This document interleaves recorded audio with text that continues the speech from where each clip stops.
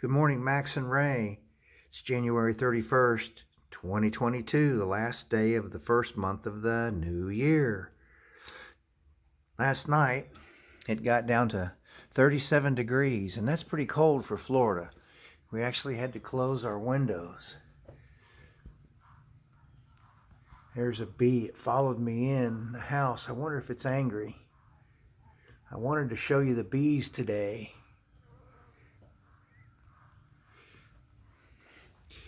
Alexa, what's the temperature outside? Right now, it's 55 degrees Fahrenheit. Today, expect a high of 65 degrees. She says that it'll be up to 65 degrees, but it's only 55 now. I don't want to open the hive at 55 degrees. They will be mad. And here's the team of cyber bees, and they are really buzzing around. I don't know if we can see them or not because we're in the shade. It's still early morning, and there's a heavy shade.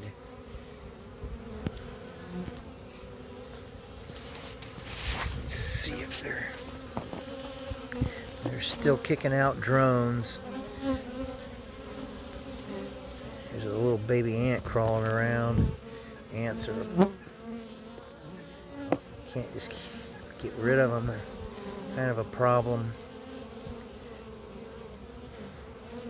Yeah, maybe I'm too close to them.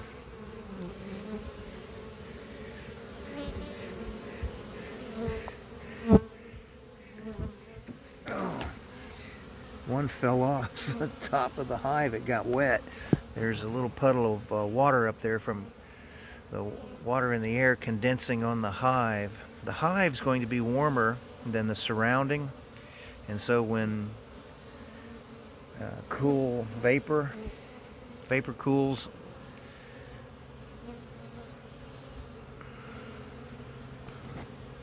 there's a bee on my phone.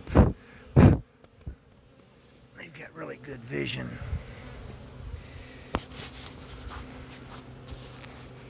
Oh, I was going to show you the sprinkler system I installed, but I'll do it a little bit later when it warms up. There's my soil building system over there. That's the compost pile. There was a bee in my shirt. Get out of there. And I've got the edge of the compost sitting on my sprinkler head. That's 2 layers, and that's just an aluminum rectangle with no top, no bottom. And what it was really built for was above ground gardening. Where here in Florida, where the soils are so poor, my neighbor had those, and they were trying to grow vegetables in them. They put an artificial soil in there, or an amended soil anyway.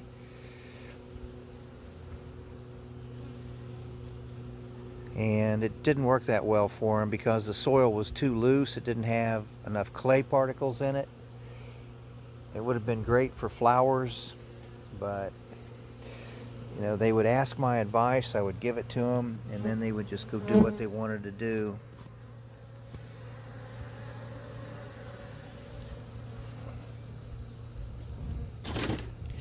And the proof is in the pudding, because I have a really good garden. I changed it up a little bit right here because everything was just kind of stunted.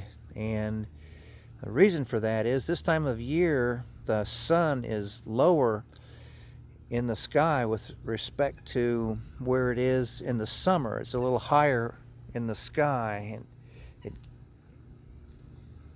when it's higher in the sky, we have more sunlight hitting the ground. Like over here, it's about 10 a.m. and the whole patio's in the shade. But later on in the year, the sun gets higher in the sky, and the shade will only be about this far in, about that far where my foot is. And so, see that tomato growing right there is not getting a lot of light, so it's not growing very fast. And like my Australian tree fern over here, it doesn't grow very fast because it gets too much shade. This is a plant that needs filtered light. So it would grow under taller trees and things like that, and it would get much more light exposure than it gets there, because it's right in the shadow of the house. And in the summer, these elephant ears get bigger, almost as big as that one. That one's taller than I am. So what I'm going to do is I'm going to remove that one right there, so it'll get better light, and it'll get better light in the afternoon. The sun comes this way. Sorry, sun goes this way, and it'll get more light. It's not very healthy right now. See that dark area there in the leaves, in the leaf? Ferns don't have leaves, they have a frond. There's the difference between a leaf and a frond is that in a leaf there'll be a bud. At the joint of every leaf there'll be a bud that'll either make a flower or it'll make other leaves. And fronds don't have that.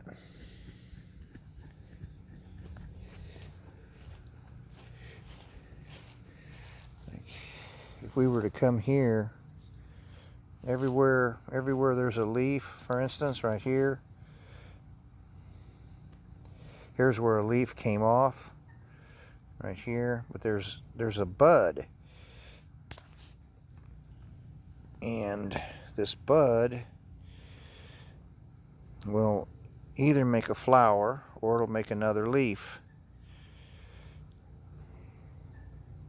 or a stem.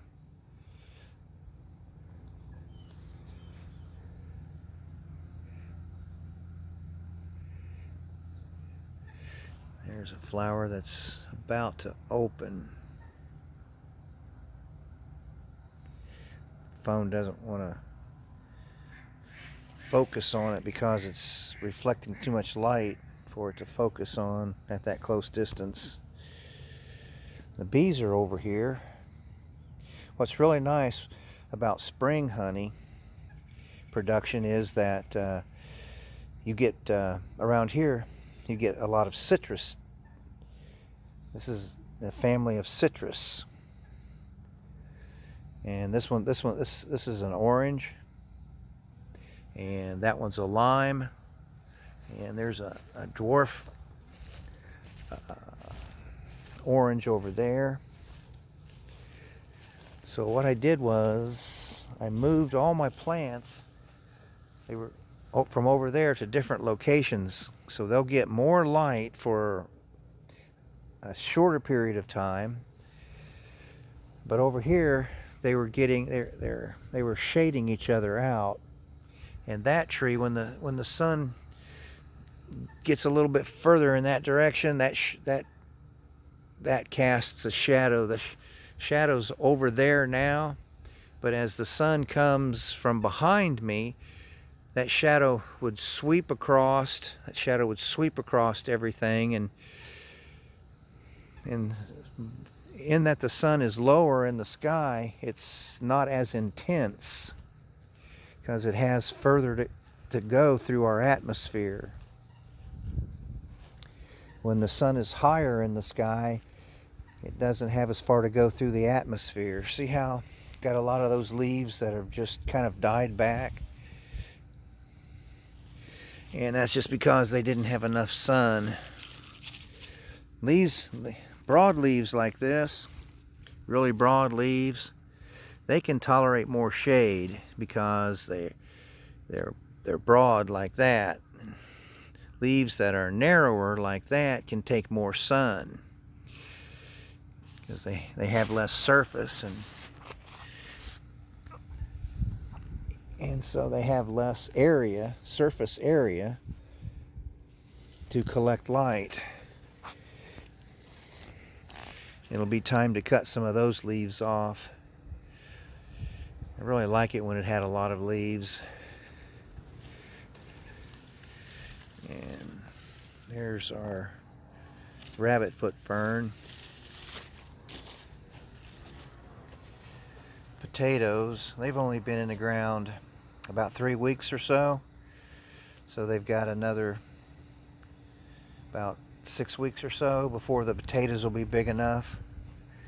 And over here I'm going to have mostly broadleaf flowers, pollinators, pollinating, so that the bees will have something close. The thing of it is, every morning they take off in the other direction though. I don't see them over here very much. So they're going somewhere. Last year I took you for a walk. I followed the bees. I could follow them. They would fly over houses, and when they would fly over houses, I would have to go around the corner. But there's a certain shrub over in the next neighborhood. There's that hawk again. See, your dad said it didn't look very big. Oh, that's a buzzard. But the thing of it is, that pole up there is about 18 inches. Oh, maybe 12 to 18 inches. There's a seagull on it now. And that hawk was wider than that pole.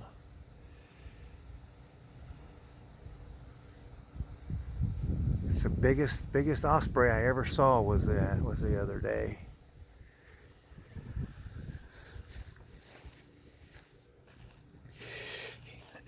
This is one of the plants that fell out of a high wind storm, and I took it.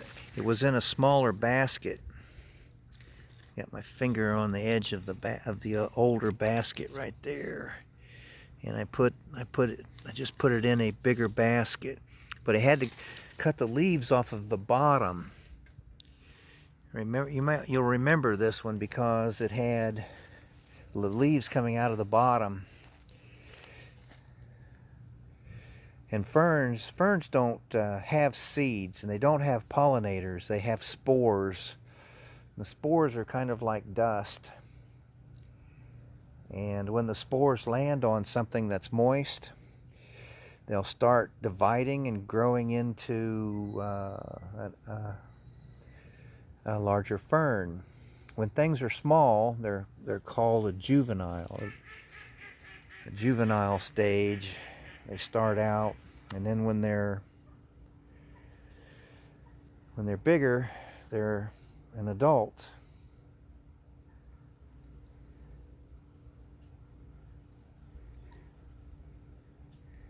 Thought I was going to sell one of my staghorn ferns this weekend, but they never showed up. I've got some for sale. Used to sell plants.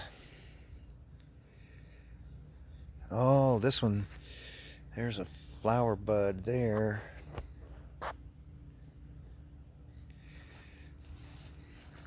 I've got a better camera.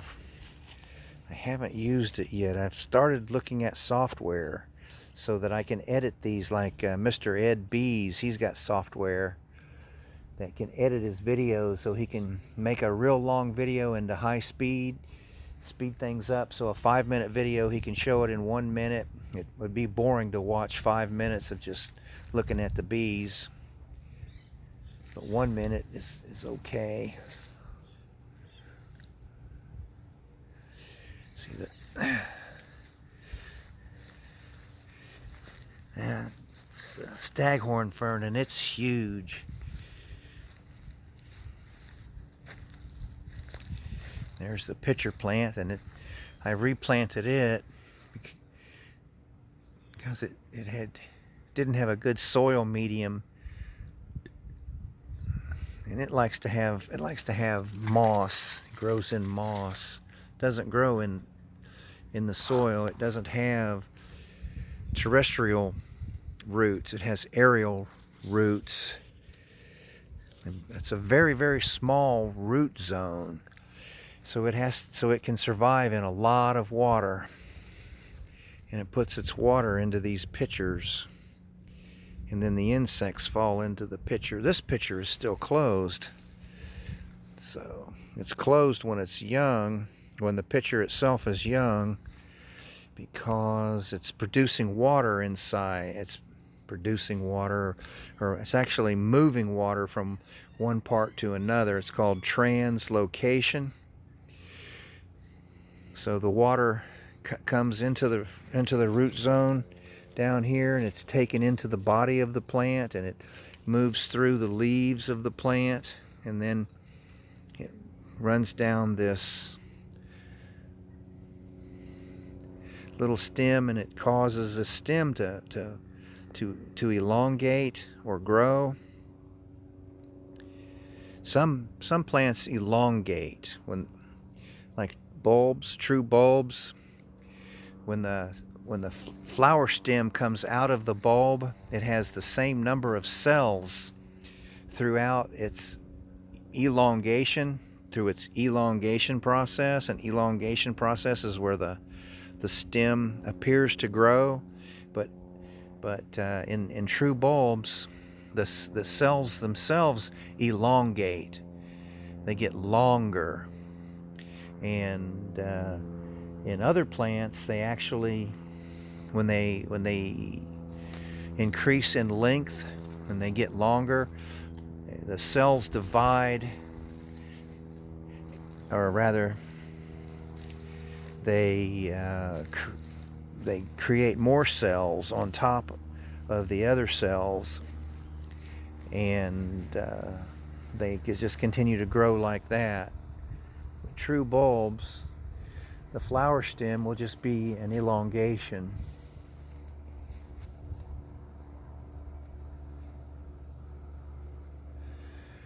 And then the flower will open, and then once the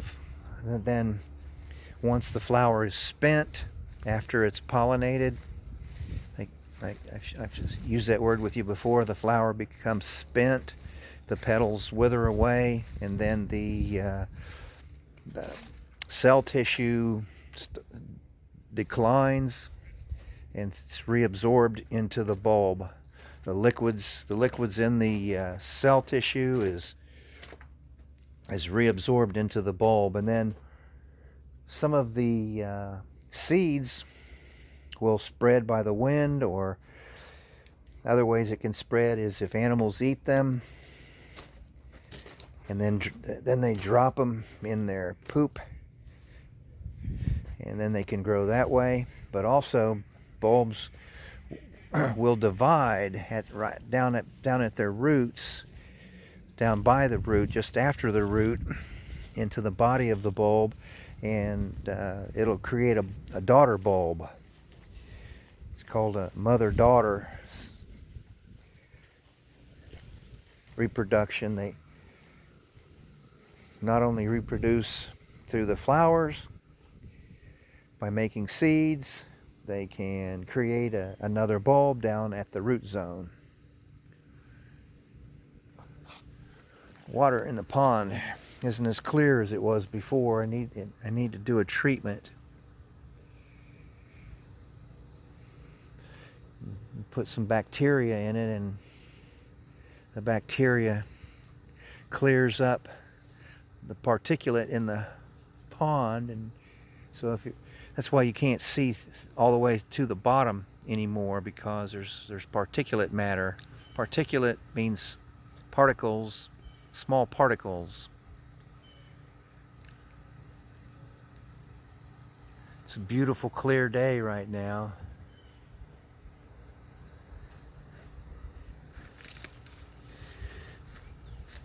Remember I talked to you about deciduous trees the other day? Remember those deciduous trees there? This is a live oak.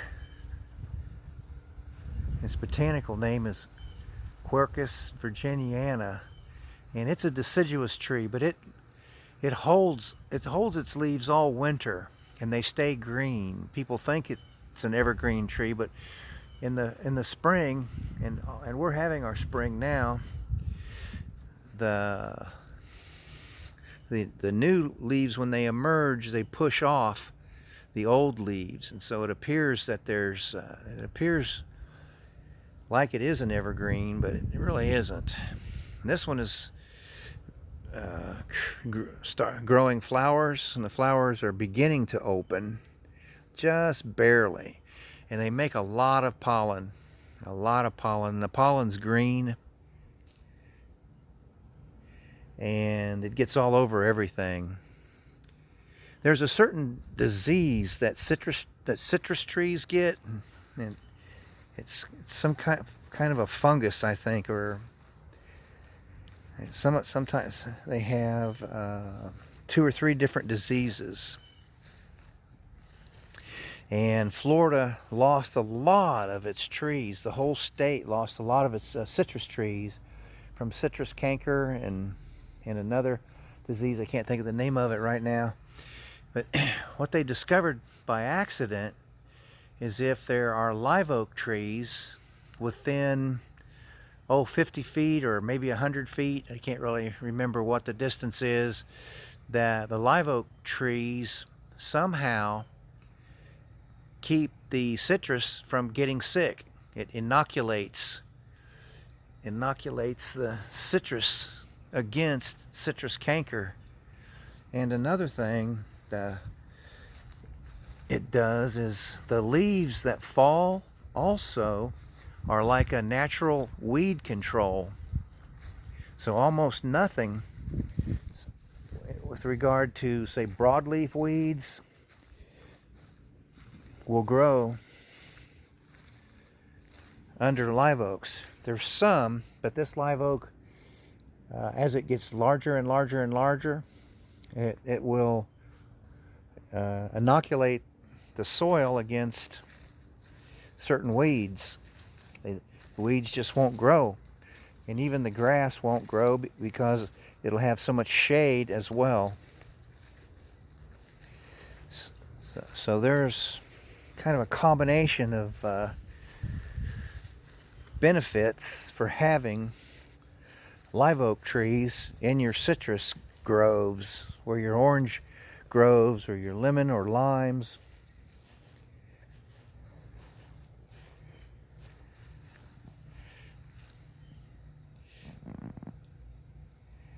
There's a bee in there.